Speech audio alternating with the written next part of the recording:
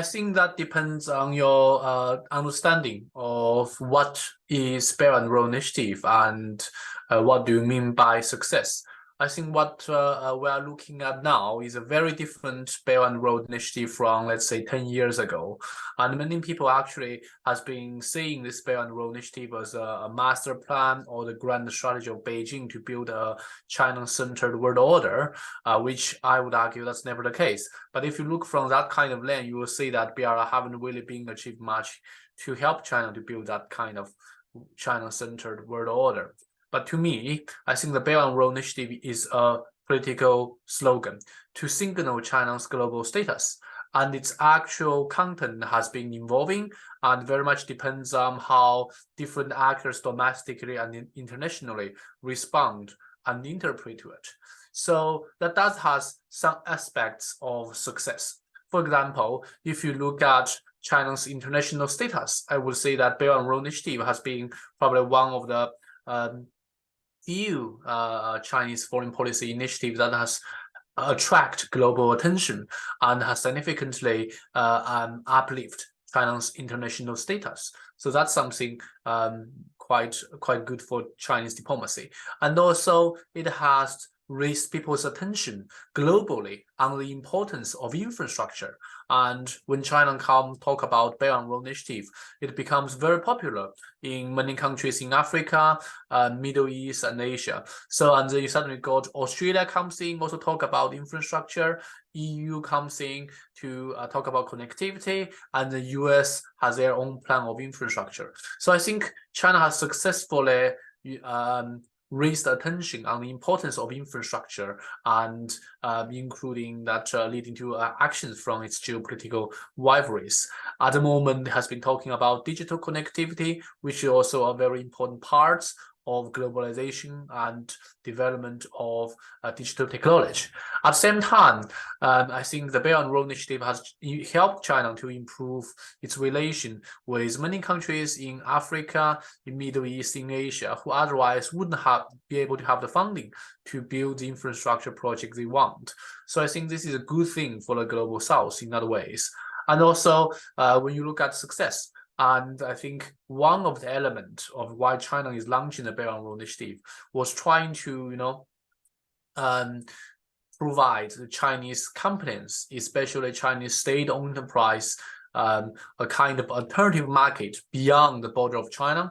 Obviously, this was a legacy of 2008 financial crisis, with how the government stimulation package has led to the Chinese market quite full and occupied. So I think if you look at from that perspective, I think the Belt and Road Initiative did provide Chinese state-owned enterprise a kind of alternative market to explore beyond the Chinese border.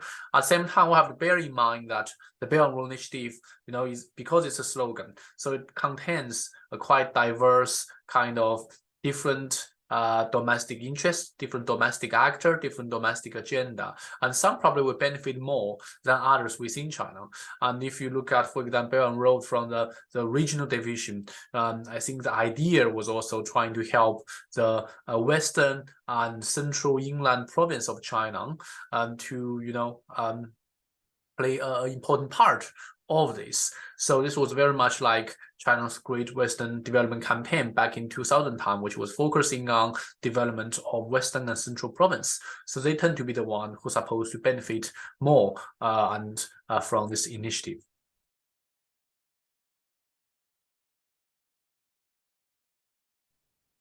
I think China's Belt and Road Initiative now has been operating in quite a challenging context. First of all is obviously the pandemic. I think before the pandemic time, I think the idea of connectivity, high-speed railway, all the kind of things sounds very attractive. But when the pandemic comes, I think create two issues. The first issue is suddenly the physical connectivity become less popular because people are trying to keep, social distance, and that is one of the big problems. Another problem is a financial problem, is that the pandemic has been leading, I think, all the global economy is facing a very difficult time. So when it comes to the Belt and Road Initiative, obviously you have some successful project, you also have some failed project. I think some failed project has been talked quite a lot. For example, in Sri Lanka or some African country who are not able or struggling to pay back the debt. And in the US, many has been calling this as a debt diplomacy or debt trap. That has been creating all sorts of issues. I think very much of that does not necessarily come from an evil Chinese plan trying to deliberately borrowing money to countries who are not able to repay. I think very much is about short-term planning and the fact that China is also learning about how to become a borrower as well. And I think that requires probably more thinking, and also that has been leading to considerable financial difficulty for China itself as well, especially those companies who are not able to get the money back.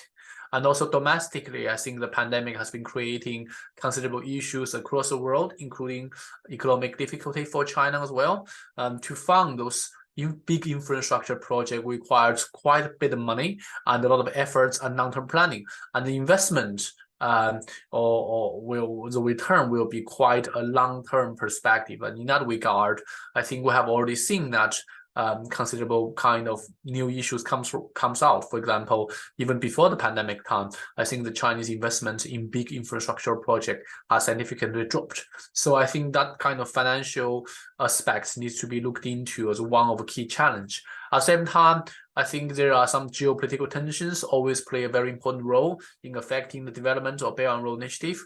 I think China's tension with the US, for example, is a key issue in which the US has been trying to build its own kind of BRI kind of plans, for example, a joint Build Back Better World kind of project in 2021 to compete with Belt and Road Initiative. And also US has been working with its allies trying to counter the influence of Belt and Road Initiative. That is making it difficult. And also you saw different kind of pushbacks on the BRI in different parts. For example, Italy previously signed the MOU with China on Belt and Road Initiative and now has been considering of a withdrawal. India, who come out, has been talking about does not want to join Belt and Road because of its geopolitical concern, especially China-Pakistan corridor. So in different parts of the world, you do see that in the wider picture, you got US-China geopolitical confrontation. You also got different countries, some country has been pushing back the Belt and Road Initiative. In Eastern Europe, for example, the war in Ukraine has been affecting quite significantly of China's Belt and Road Initiative project in Ukraine and also Eastern Europe and also in Russia in general. So that geopolitical factor plays a very important role as well in affecting China's implementation of Belt and Road Initiative.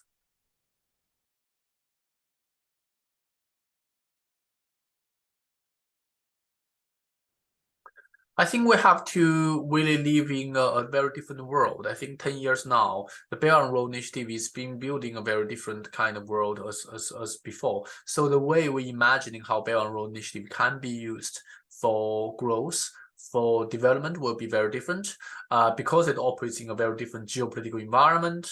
I think China's problem with the US was much less, you can say 10 years ago.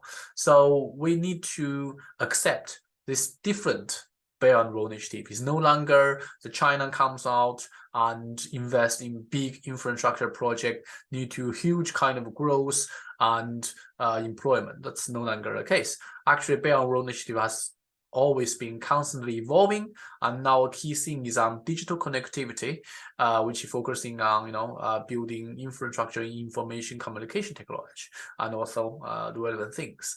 And also we see that Belt and Road Initiative has now focused a lot more on sustainability, sustainable growth, and this is including environmental sustainability, financial sustainability, and trying to address the local concern as well. So the future development of Belt and Road for growth and development will be a lot more depends not only on China itself, but also on the hosting country and their sophisticated needs. But the kind of old Belt and Road come out with big infrastructure project creates lots of jobs. I think that era has now gone.